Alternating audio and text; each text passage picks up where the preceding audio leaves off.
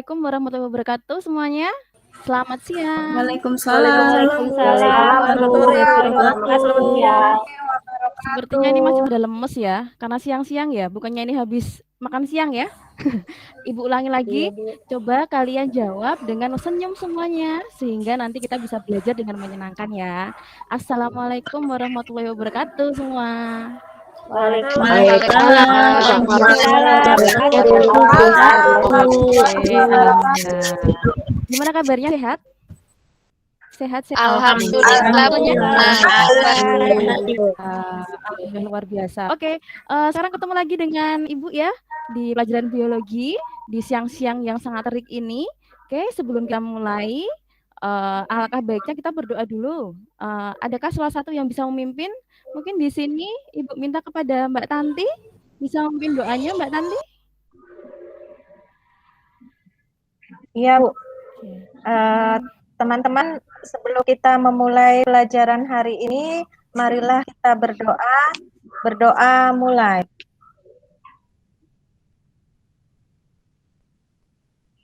Berdoa selesai.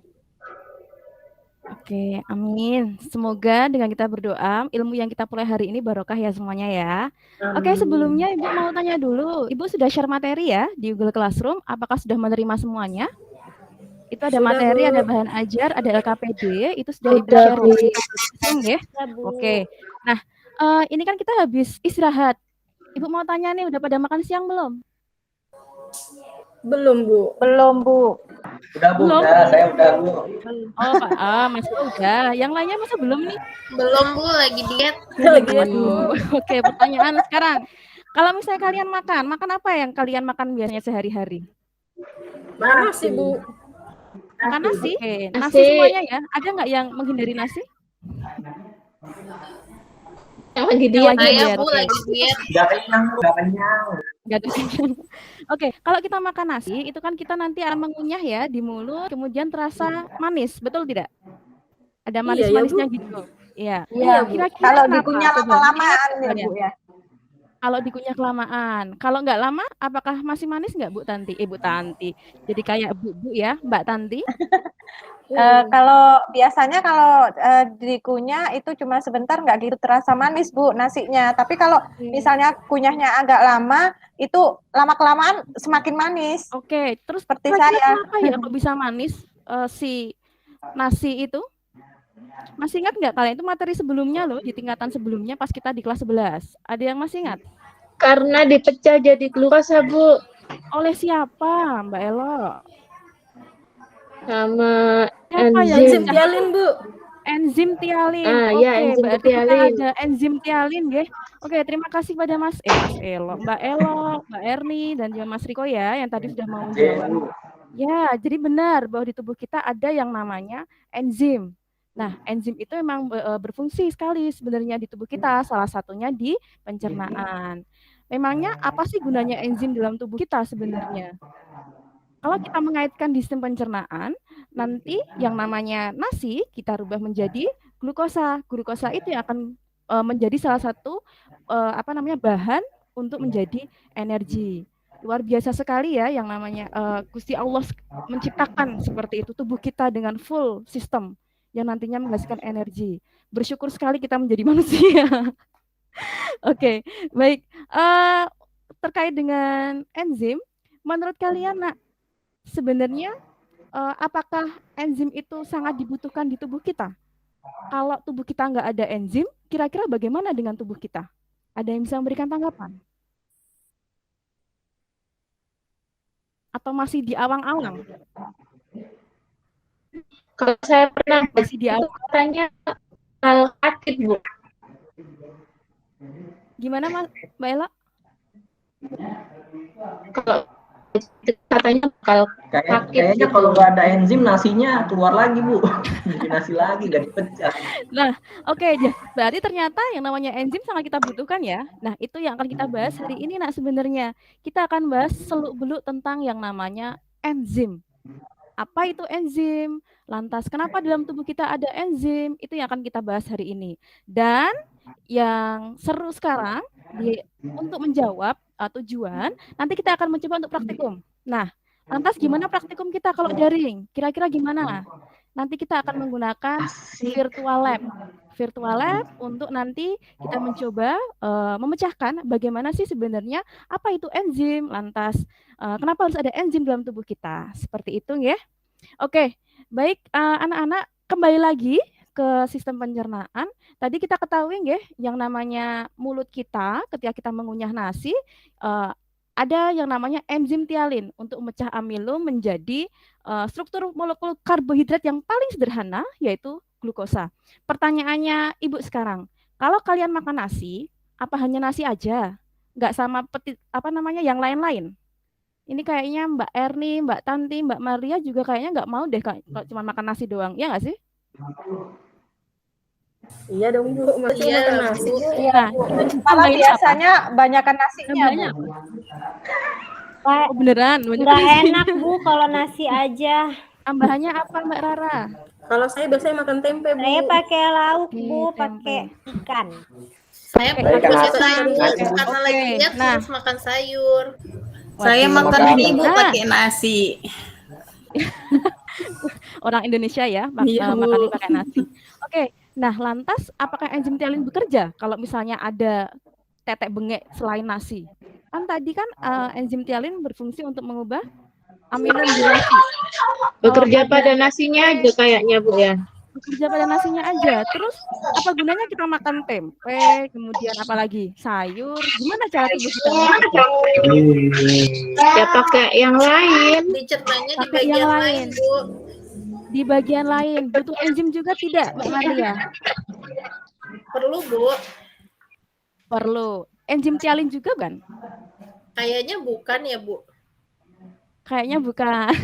Ada yang berpendapat lain? Kira-kira enzim tialin itu bisa nggak sih memproses atau mencerna makanan selain karbohidrat? Nggak bisa Bu. Dulu waktu pelajaran pencernaan jelaskan nggak bisa katanya. Oke, berarti alhamdulillah ya Mbak Ella, berarti pas pelajaran seperti itu tidak mengantuk. Ya, jadi betul. Jadi sebenarnya yang namanya enzim itu dia hanya bekerja pada tertentu saja. Jadi tidak bisa satu enzim biasanya untuk substrat tertentu. Seperti itu ya. Nah, sekarang ketika kita membahas tentang enzim, kira-kira menurut kalian enzim itu bentuknya seperti apa? Ada yang bisa menjelaskan atau masih di awang-awang? Seperti yang tadi Mbak Marlia sebutkan, di tempat tertentu, Bu. Nah, berarti di tempat tertentu ada enzim tertentu dong. Seperti itukah? Atau bagaimana? Kira-kira. Apakah enzim tialin bekerjanya tidak hanya di mulut, di lambung juga bekerja tidak? Ketika kita berbicara tentang pencernaan. Kerjanya spesifik. Nggak bisa bekerja, Bu. Karena pH, Gimana, Mbak Bu. Rena? Karena pH. Nggak bisa Oke, bekerja berarti karena pH-nya beda-beda, Bu, di lambung. oke, sama di berarti yang namanya mulut. ya. Sip, terima kasih Mbak Rena. Berarti yang namanya enzim tidak bisa bekerja ketika pH-nya berbeda. Seperti itu Mbak Rena. Ada tanggapan lain? Ada tanggapan lain? Nanti kalau di lambung enzimnya beda lagi, Bu. Di lambung, Enzimnya di beda usus, lagi. jadi beda lagi. Iya, Bu. Jadi Oke, kayak di sip. mulut tialin doang gitu, Bu. Ya. Nah, kira-kira apakah jawaban dari teman-teman kalian ini sudah sesuai atau belum? Nggak tahu ya, karena kita Ya, belum Bu. tahu ya. Nah, karena itu, Menurut saya sudah sesuai nah Bu. menurut Mbak Erni sudah sesuai. Kalau menurut yang lain belum tahu. Nah, karena itu sekarang yuk kita coba untuk membuktikan apakah yang namanya enzim itu bekerja di skala pH, apakah yang namanya enzim bekerja di skala suhu, apakah yang namanya enzim bekerja di skala tempat. Nah, karena itulah hari ini kita akan melakukan yang namanya pengamatan secara virtual. Seperti itu. Oke, anak-anak, untuk melaksanakan praktikum secara virtual ini, Ibu akan bagi kalian menjadi 3 kelompok, nggih. 3 kelompok. Kelompok yang pertama, untuk pengelompokannya Ibu bagi sendiri ya. Sudah Ibu tentukan saja, nggih. Semuanya, nggih. Nggih. Ini karena daring jadi semua mute ya, padahal jawabannya nggih kan? Saya tahu kok itu. Ya, Ibu. Oke. Jadi kelompok yang pertama itu ada Mbak Elok sama Mbak Rizkia ya. Kemudian kelompok yang kedua ada Mas Riko sama Mbak Devi. Mbak Devi tadi ada, oh itu Mas Riko sama Mbak Devi. Nah kelompok 3 ada Mbak Rara, ada Mbak Isti sama Mbak Tanti. Ada tuh nama yang belum Ibu sebut. Oh Mbak Erni belum. Oke Mbak Erni masuk di kelompok 1 ya. Jadi nanti dengan Mbak Elok dan Mbak ada lagi. Belum, Bu. Siapa yang belum? Mbak Rena. Ada lagi nggak? Rena masuk kelompok 1 saja, Bu. Kebanyakan nanti kelompok 1. Mbak Rena nanti kelompok 2 ya, dengan Mas Riko dan juga Mbak Devi. Kemudian ada lagi yang belum disebutkan untuk loh ini. Sinyal timbul tenggelam, jadi Ibu kayak wajahnya belum jelas semuanya. Nah, seperti itu ya. Untuk pengelompokan sudah jelas semuanya. Ada yang masih bingung? Tidak? Bu. Udah, Bu. Oke, baik. Tidak, Bu. Oke, jadi semua kelompok sudah sudah terisi. Nah, sekarang silakan kalian download LKPD yang sudah Ibu share, yang belum mendownload. Yang sudah mendownload silakan dibuka, kemudian dilihat. Di situ sudah dilihat semuanya? Sudah nggih? Oke, di situ Sudah, ya, Bu. di situ sudah ada alamat alamat untuk kita melakukan percobaan. Alamatnya yang benar ini. Kalau kalian nanti tampilannya seperti ini berarti sudah benar. Coba dicek. Apakah tampilannya seperti ini?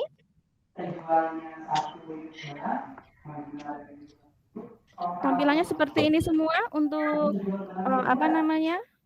alamatnya? Iya, Bu, udah. Iya, Bu, sudah. Nah, Iya, Bu, sudah, Bu. sip. Nah, di sini nanti tampilannya seperti ini. Di sini disediakan yang namanya mohon maaf, siapa ya yang mengaktifkan mic-nya? Boleh di-mute dulu. Oke, terima kasih. Nah, Ibu ulangi ya. Jadi di sini nanti ada tabung.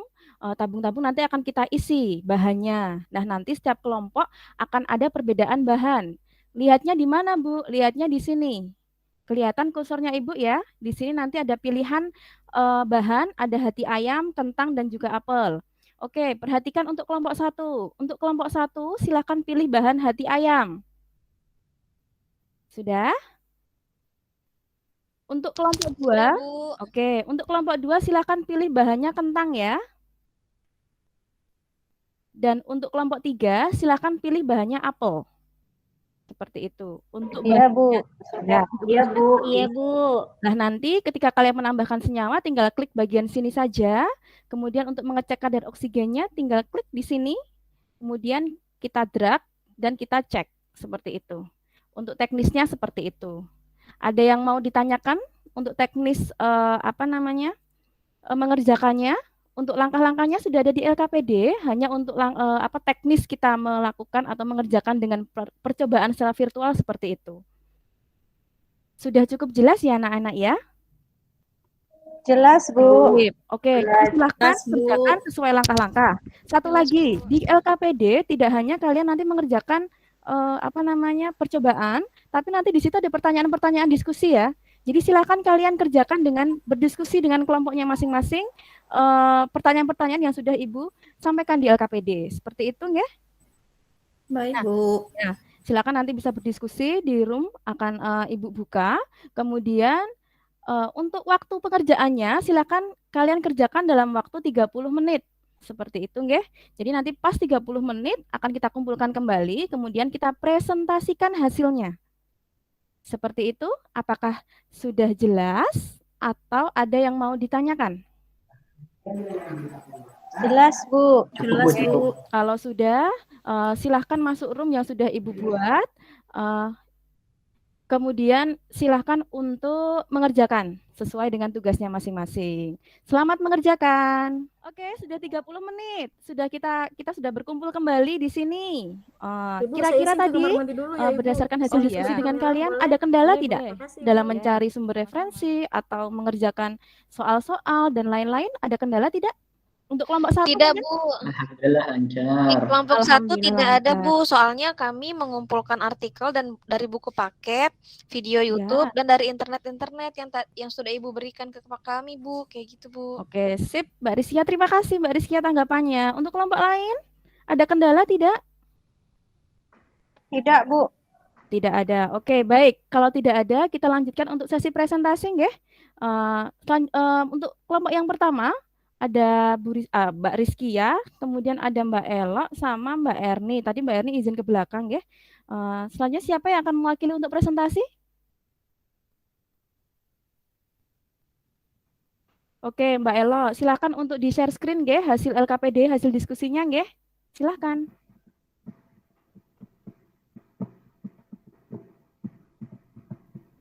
Bisakah share screen?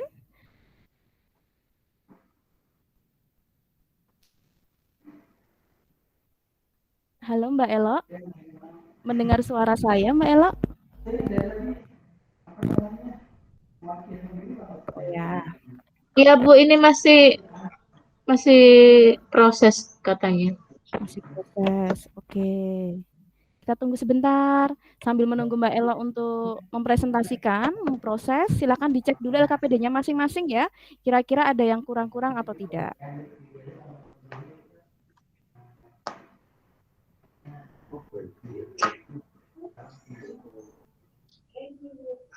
Oke, silakan Mbak Elok. Sudah kelihatan Bu ya? Sudah terlihat dengan jelas sekali. Ya, ini Bu hasil kerja kami. Alat bahan yang kami gunakan adalah hati ayam. Alat dan bahan lainnya sama. Bu. Kemudian hasilnya ini mana? Ini Bu hasilnya. Hasilnya ekstrak hari dengan H2O2 tanpa tambahan zat yang lain dan tanpa perlakuan dipanaskan ataupun didinginkan, mendapatkan hasil gelembung gas yang paling banyak dan nyala apinya paling terang. Seperti itu, Bu. Oke. Baik. Berarti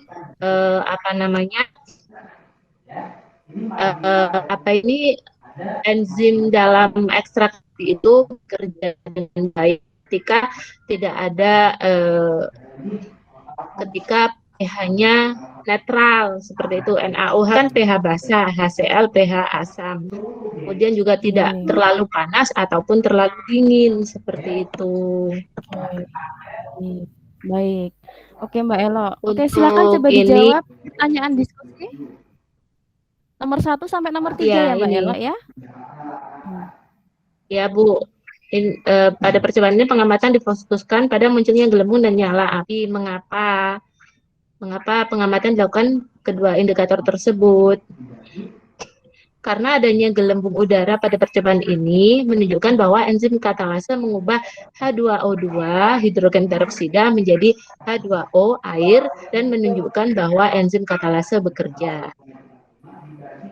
Gelembung udara terbentuk dari penguraian H2O2 menjadi H2O dengan reaksi kimia sebagai berikut. Ini maksudnya ini H2O2 dan O2 Bu ya, seperti itu. Jadi dengan adanya O2 ini akan menyalakan api. Kata gurunya Bu ya, kalau menyalakan api itu kan bukan membakar, itu bukan dengan api tapi dengan O2 itu. Kemudian bandingkan hasil pengamatan pada tabung 1 dan 2, apakah terdapat perbedaan di antara keduanya, tabung mana yang menghasilkan gelembung paling banyak. Tabung yang mengamati gelembung paling banyak yaitu tabung 1, seperti yang sudah saya lihatkan tadi.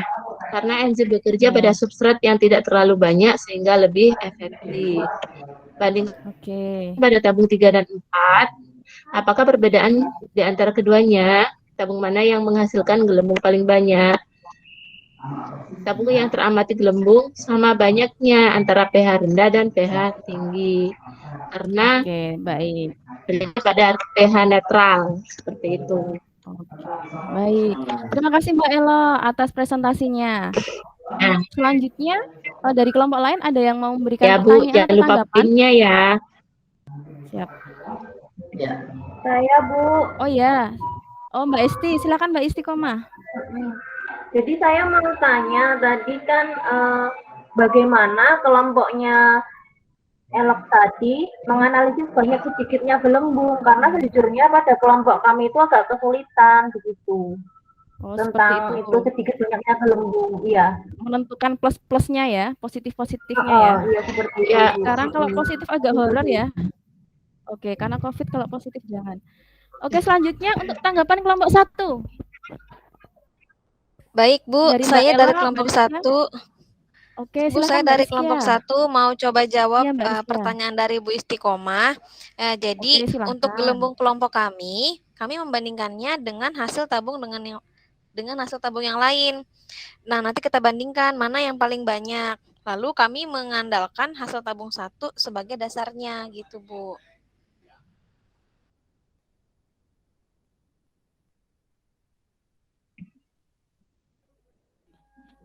Ya, gimana Mbak Rizkia? Iya, Bu.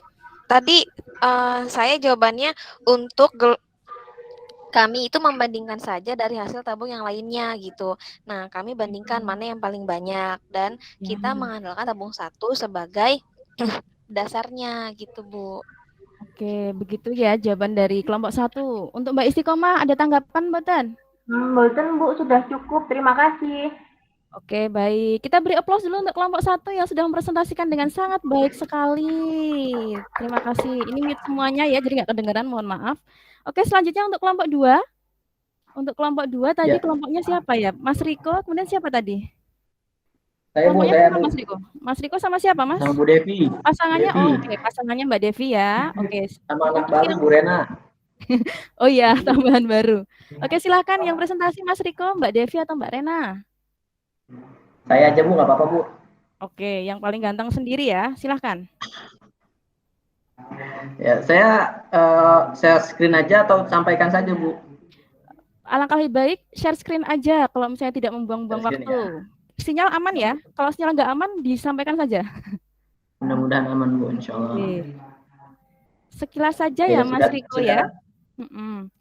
Sudah tampil belum ya? Seperti apa? Oh ya, untuk menjawab pertanyaan nomor 4 dan 5 ya, Mas Riko. Oke, baik, Bu. Ya, sudah tampil ya, Bu? Sudah. Oke, nomor 4 dan nomor 5 ya, Bu? Baik. Ya, silahkan. Jadi, di sini kan pertanyaannya adalah bandingkan hasil pengamatan pada tabung 5 dan 6. Apakah terdapat perbedaan di antara keduanya? Tabung mana yang menghasilkan gelembung lebih banyak? Mengapa hal tersebut dapat terjadi? Jadi ternyata setelah kita mengamati itu gelembung yang paling banyak itu adalah tabung 6, Bu. Gitu. Oke. Tadi tabung 6 itu kan lebih banyak. Tabung 6 itu yang ini. Sepertinya itu oke, kurang yang satu ya, Mas ya. Itu sepertinya yang dingin belum, Mas? Oke, baik. Sekarang nomor 7, Bu ya. Nomor 5 ya. Nomor 5 Ibu ya. Ya. Enzim akan rusak jika dipanaskan. Nah, komponen dari enzim manakah yang akan rusak? Apa saja komponen penyusun enzim dan apa perbedaan dari masing-masing komponen penyusun enzim? Yeah. Di sini kelompok kami menjawab bahwa komponen enzim yang akan rusak ketika dipanaskan itu adalah bagian proteinnya, Bu. Jadi protein itu kan dapat terdenaturasi. Yes. Gitu. Karena bagian protein yang rusak ini pada suhu-suhu yang tinggi dia akan tidak aktif atau bahkan akan rusak. Komponen penyusun dari enzim ini kan ada bagian yang apoenzim ya, yang merupakan protein, sama yang gugus non protein itu yang gugus prostetik itu loh, Bu. Gitu. Jadi bagian dari apoenzim inilah yang akan rusak. Gitu. Oke, terima kasih Mas Riko atas presentasinya dari kelompok 2. Adakah dari kelompok lain untuk memberikan tanggapan, pertanyaan atau masukan? Oke, silakan Mbak Tanti. Iya, Bu. Izin tanya, tadi kan dijelaskan kalau enzim itu rusak kalau dipanaskan. Nah, suhu berapa kira-kira, Bu, yang bisa merusak enzim itu, Bu? Oke, suhu berapa ya kira-kira? Untuk kelompok 2 ada yang mau menanggapi? Oke, Mbak Devi, Saya silahkan. coba jawab ya, Bu. Silahkan. Saya coba jawab ya, Bu. Iya, Ibu. Iya, Ibu. Iya, Mbak. Jadi untuk enzim yang mengalami kerusakan itu tergantung suhu optimum dari enzim itu berbeda-beda. Jadi jika suhunya melebihi di atas suhu optimum, maka enzim bisa rusak atau mengalami denaturasi, begitu Bu. Oke, baik tergantung suhu optimum. Jadi ternyata enzim itu punya suhu optimumnya masing-masing. Jadi tidak semua enzim punya suhu optimum yang sama. Ada yang mungkin suhu optimumnya 40 derajat, ada mungkin yang 20 derajat, dan lain-lain. Nah, ketika dia melebihi suhu optimum, bisa jadi nanti enzimnya akan rusak. Seperti itu ya, maksudnya pernyataan dari Mbak Devi seperti itu? Iya, oke baik. Baik, ini waktunya sudah mau habis. Nah, tinggal satu kelompok sebenarnya yang belum presentasi. Jadi nanti untuk yang kelompok 3, mohon untuk presentasinya direkam di video dulu saja, nggih. Kemudian nanti dikirimkan ke Ibu. Seperti itu, nggih. Karena waktunya sudah mepet, ini kasihan nanti setelah ini kan kalian pulang ya? Iya, Ibu. Pulang atau Iya, masih Bu. ada materi yang lain? Saya masih ada les biola, Bu. Wih, les biola. Luar biasa. Oke, baik. Teman-teman kalian sudah melakukan presentasi secara umum yang dipresentasikan oleh teman-teman kalian sudah bagus. Kemudian sumber-sumber referensi yang digunakan juga sudah bagus, dipertahankan, nggih. Nah, sekarang adakah yang bisa membantu Ibu untuk menyimpulkan hasil percobaan kita pada siang hari ini? Oke, silakan Mbak Tanti. Iya, kesimpulan kalau menurut saya di sini enzim itu dari protein, Bu. Nah, dia bisa rusak karena suhu yang tinggi. Terus dia bisa tidak aktif ketika suhunya rendah. Oke, satu Mbak Tanti. Gitu aja, Bu. Ya, tentang protein dan juga tentang suhu. Yang kedua siapa yang mau memberikan tanggapan? Mbak Rara, silakan Mbak Rara. Enzim akan bekerja optimal pada keadaan yang tepat, yaitu pada suhu ruangan 25 derajat Celcius dan dengan pH netral 7, Bu. Oke, umumnya nggih? Umumnya seperti Iya. itu. Oke. Selanjutnya ada lagi yang memberikan tanggapan tentang kesimpulan kita pada siang hari ini? Sudah cukup? Nah, kalau sudah cukup Ibu rangkum ya dari hasil diskusi kita tentang enzim.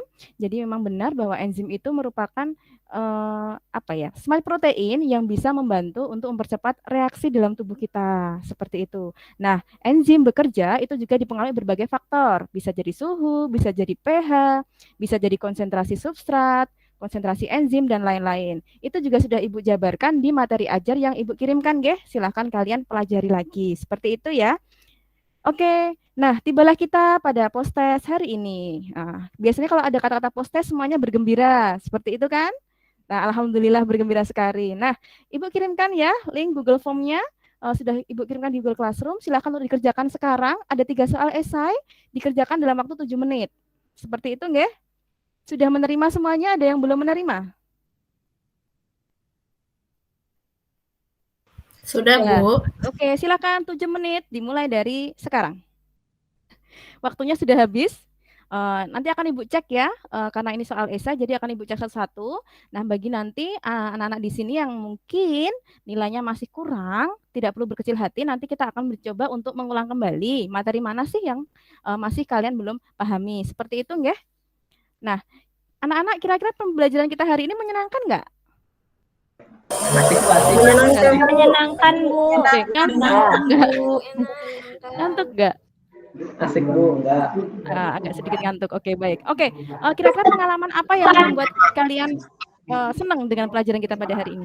Karena itu, Bu, percobaannya virtual, Bu. Jadi kita bisa ngulik, Bu. Sip, oke. Karena kita masih ini ya, karena pandemi ya, daring, jadi kita percobaan virtual dulu. Harapannya kita bisa nanti bertemu lagi, kemudian kita percobaan di lab. Seperti itu, nggih? Iya, Bu. Oke, ada lagi? Tidak ada? Baik, kalau tidak ada, Ibu harapkan untuk pertemuan kita hari ini bisa bermanfaat ya.